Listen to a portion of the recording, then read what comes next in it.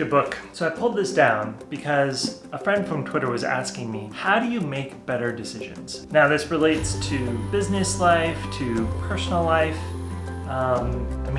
We have to make decisions all the time in many different scenarios. Yeah, I was adjusting my glasses and I'm like, oh, how's my hair look? Oh, is it good? Okay, yeah, nothing's sticking. Okay, there. So how do we make better decisions? Peter Bevelin, the author of Seeking Wisdom, profiles quite a few people.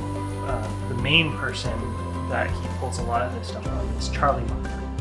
Now, if you don't know who he is, he's the partner of Warren Buffett and their company, Berkshire Hathaway. I don't know the numbers, but they've been doing very well for themselves. I would put them in a very high category of good returns and people to trust their decision process. So to start making better decisions, we have to become aware of the decision process. So that's thinking about thinking, which is pretty meta. And there's a quote by Stephen Covey that I really like. We see the world not as it is, but as we are, or as we're conditioned to see it. The mental picture that we create in our heads of what's happening around us isn't what's really happening around us. First, we just have to recognize that that's something that's happening.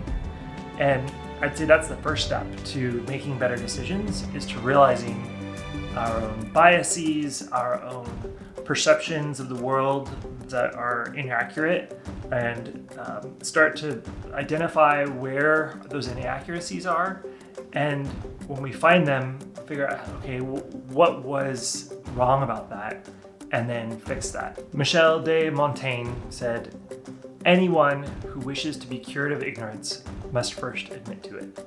We have to realize that we're making mistakes in order to fix those mistakes. So how do we do that? The book Seeking Wisdom and quite a few other books out there, like Nassim Taleb's Fooled by Randomness, Farnham Street blog, which I can't remember the gentleman's name, but he has books called The Great Mental Models, volumes 1, 2, and 3, and even a podcast by the same author, Shane Parrish, runs the Knowledge Project. First, we have to realize that we're making mistakes.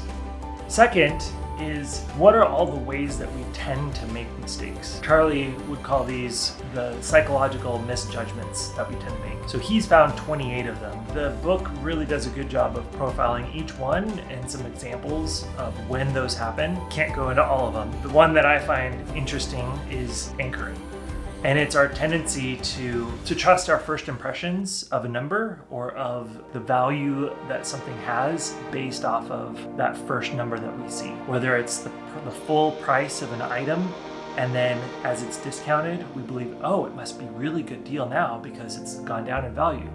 Well, that price could have been arbitrary. That's not necessarily a definition of the value of that item. It's just what some marketer chose to put on there. The price of something does not correlate directly to its value. The first time we see something, a number or the salary that somebody's potentially going to give us in a negotiation, it could be a lot of different areas, but we tend to zero in and focus on that first number and that anchors to us. Very often that can be a bad thing. Now that we're aware of that, what can we do to change our behavior? So there's a military strategy that I really like, and it's by a guy named John Boyd, who was a fighter pilot with the Air Force. What is OODA? It stands for Observe, Orient, Decide, and Act. So the observe is doing a lot of what Charlie talks about, which is to really actually look at things and not just go based off of your gut or off of your initial assessment, but try to peel back that layer and really look at things objectively instead of subjectively and through our own filters. So observe and then orient, which is to shift the strategy or the thing that you're doing based off of the data and not just off of my initial assessment or my anchored assessment of what it was to begin with. So observe, orient, decide. Make the decision knowing that you don't have all the information. You're never going to have all the information that you need to be 100% confident in something. You just have to make a decision, and then you can take action on it. And once you've taken action, it starts all over again. Then you observe, how is that action going? Orient to any new information that you've gotten based off of that last cycle. Decide. on, do I need a change path or should I stick with this? And then take an action again and keep doing that over and over again. For athletes, that might be happening every split second. So that's very much the OODA loop. So those are a few mental models. The OODA is another example of a mental model that you can use. For me, it helps me to step back and take a look at things and to make quick decisions, but then to keep thinking about, okay, what are the implications of that? Okay, what are the implications of that?